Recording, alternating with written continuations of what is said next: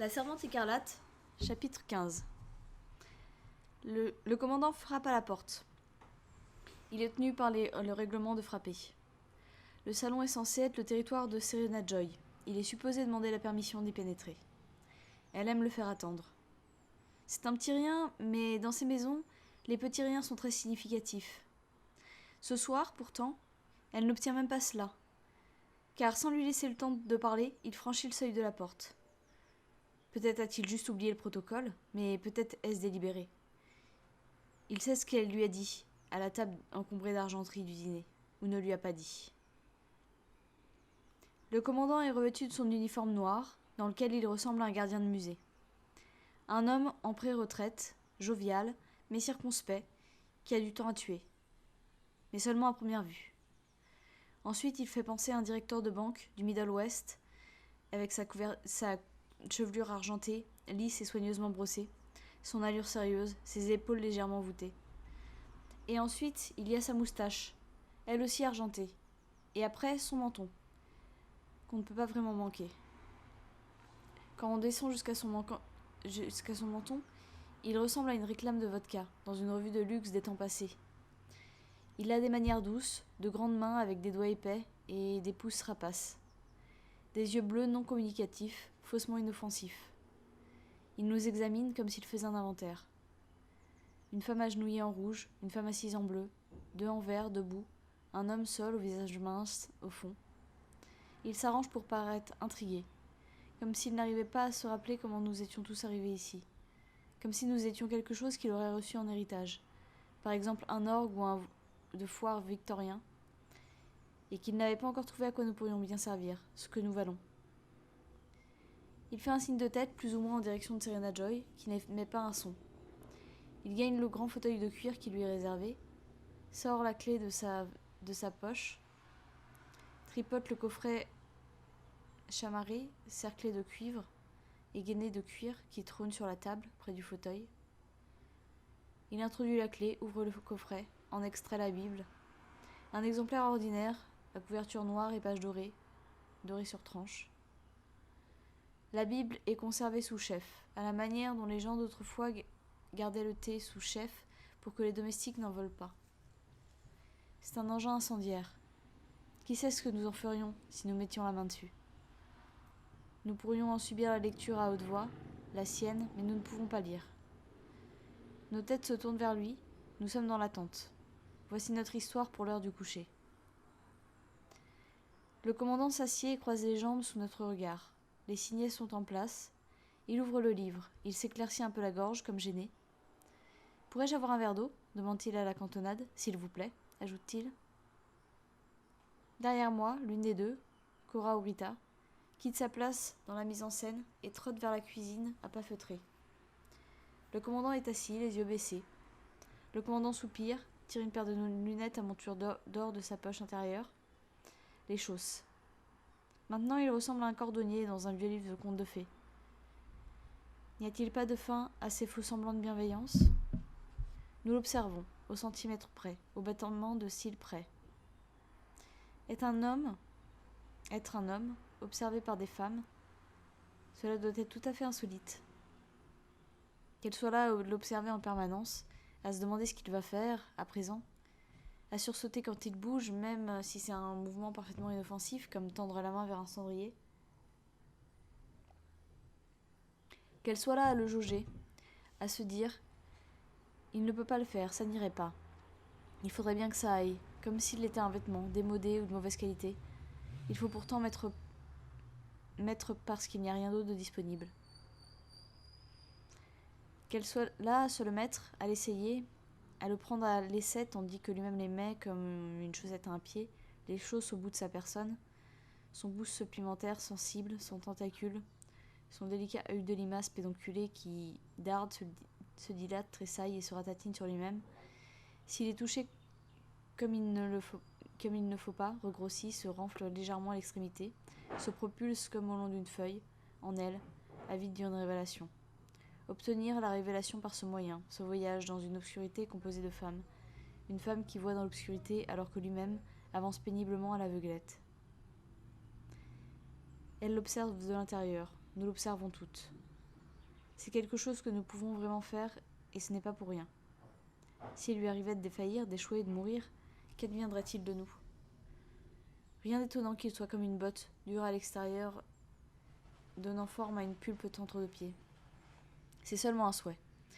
Voici quelque temps que je l'observe, il n'a donné aucune preuve de tendresse. Mais attention, commandant, lui dis-je dans ma tête, j'ai l'œil sur vous. Un faux mouvement et je suis morte. Quand même, ça doit être l'enfer d'être homme ainsi. Ça doit être très bien. Ça doit être l'enfer. Ça doit être très silencieux. On apporte l'eau. Le commandant la boit. Merci, dit-il. Cora se glisse à sa place. Le commandant marque une pause, les yeux baissés, à examiner la page. Il prend son temps, comme inconscient de notre présence. Il est comme un homme qui chipote son steak derrière une vitrine de restaurant et qui fait semblant de ne pas voir les yeux qui l'observent dans la nuit affamée, à moins d'1 mètre de son coude.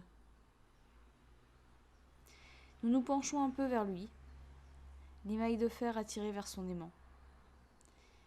Il a quelque chose que nous n'avons pas, il a le verbe, comme nous l'avons gaspillé jadis. Le commandant, comme à contre-cœur, commence à lire. Il ne le fait pas très bien, peut-être cela l'ennuie tout simplement. C'est l'histoire habituelle, les histoires de toujours. Dieu à Adam, Dieu à Noé, croissez et multipliez, emplissez la terre. Puis vient la vieille rengaine chancy de Rachel et Léa, qu'on nous serinait au centre. Donne-moi des fils ou je meurs. S. Suis-je moi à la place de Dieu, lui qui n'a pas permis à ton sein de porter son fruit? Ma servante Bila, va vers elle et qu'elle enfante sur mes genoux. D'elle, j'aurai moi aussi un fils. On nous en faisait la lecture à tous les petits déjeuners quand nous étions assises dans les cafétérias du lycée, à manger du porridge avec de la crème et du sucre doux. On vous donne ce qu'il y a de meilleur, vous savez, disait tante Lydia. Il y a la guerre, le rationnement. Vous êtes des filles gâtées, dit-elle en papillonnant, comme on réprimande un chaton. Vilain minou. Au déjeuner, c'était les béatitudes. Heureux les ceci, heureux les cela. C'était joué sur disque. La voix était celle d'un homme. Heureux les pauvres de cœur, car le royaume des cieux est à eux. Heureux les miséricordieux, bénis soient les humbles. Heureux les silencieux. Je savais qu'ils l'avaient inventé, je savais que c'était faux, et qu'ils en avaient sauté des passages. Mais il n'y avait pas moyen de vérifier. Heureux ceux qui pleurent, car ils seront consolés. Personne n'a dit quand. Je surveille la pendule, au dessert, poire en boîte avec de la cannelle, l'ordinaire du déjeuner, et cherche Moira à sa place 2 tables plus loin. Elle est déjà partie. Je lève la main, j'obtiens la permission de sortir. Nous ne faisons pas cela trop souvent, et toujours à des heures différentes de la journée. Dans les toilettes, je me rends à l'avant-dernière, d'habitude. À l'avant-dernière cabine, comme d'habitude. Je chuchote, tu es là? Grandeur nature est tout aussi laide, répond Moira tout bas. Je lui réponds, qu'est-ce que tu as entendu? Pas grand-chose, il faut que je sorte d'ici, je deviens dingue. La panique m'envahit. Non, Moira, n'essaye pas. Pas toute seule. Je me porterai malade. Ils enverront une ambulance, je l'ai vu. Tu n'iras pas plus loin que l'hôpital. Au moins, ça sera un changement. Je n'aurai plus à écouter cette vieille salope. Ils te démasqueront. Ne t'en fais pas, je connais un truc. Quand j'étais gamine au lycée, j'ai supprimé la vitamine C et j'ai attrapé le scorbut. Au début, on ne peut pas bien faire le diagnostic.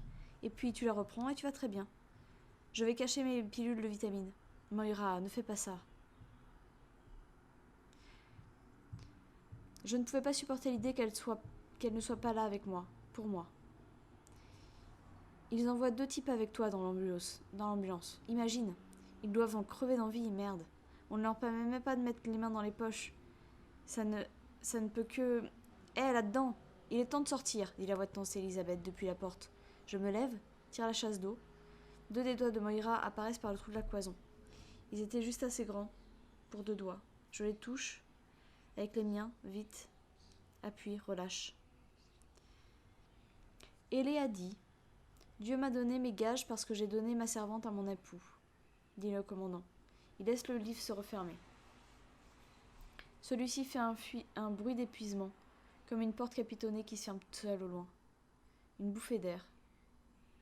Ce bruit évoque la douceur des minces pages de papier, le toucher qu'elles avaient sous les doigts, douce et riche, comme le papier poudre, rose et dufteux, du temps d'avant, que l'on achetait par carnet, pour empêcher le nez de briller.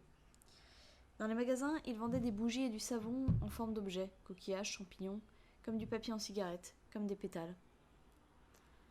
Le commandant reste assis, les yeux fermés pendant un moment, comme s'il était fatigué. Il fait de longues journées, il a beaucoup de responsabilités. Serena s'est mise à pleurer. Je l'entends derrière mon dos. Ce n'est pas la première fois. Elle fait toujours cela, le soir de la cérémonie. Elle essaye de ne pas faire de bruit. Elle essaye de conserver sa dignité devant nous. Les tapisseries et les tapis étouffent les bruits, mais nous l'entendons clairement malgré tout. La tension entre son manque de maîtrise d'elle-même et ses efforts pour le refouler est horrible. C'est comme un paix à l'église. J'éprouve toujours une grande envie de rire, non pas parce que je trouve ça drôle. L'odeur de ses pleurs se répand sur nous et nous faisons semblant de l'ignorer. Le commandant ouvre les yeux, constate, fronce les sourcils, cesse de constater. Maintenant, nous allons prier quelques instants en silence, dit le commandant. Nous demanderons une bénédiction et le succès dans toutes nos entreprises. J'incline la tête et ferme les yeux. J'écoute les respirations retenues, les halètements presque inaudibles, le frémissement qui bruise derrière mon dos. Je pense comme elle doit me haïr. Je prie tout bas. Nolite te salopardes exterminorum. Je ne sais pas ce que ça veut dire, mais ça sonne bien. Et il faudrait que ça fasse l'affaire, parce que je ne sais pas si je pourrais dire d'autres adieux.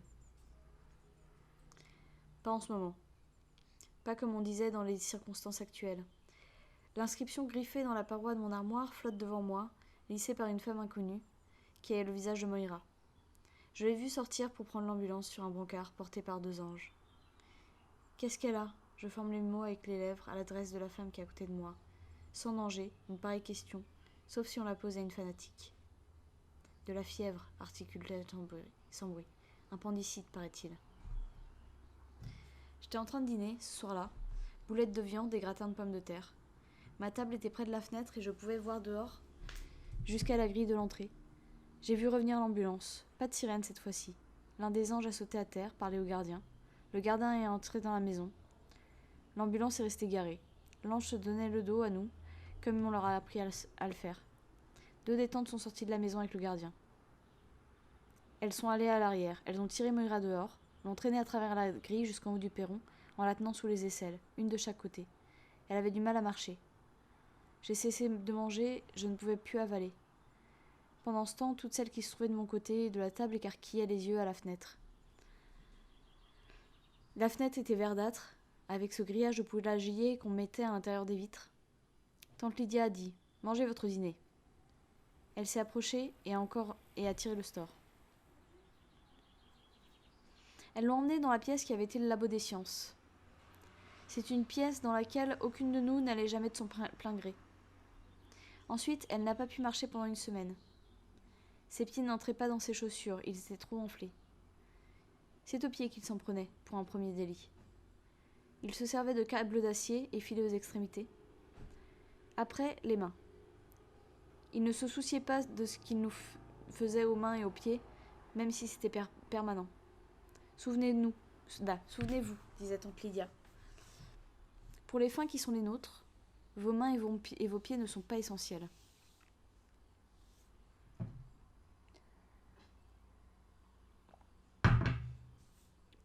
Moira gisait sur son lit, en exemple.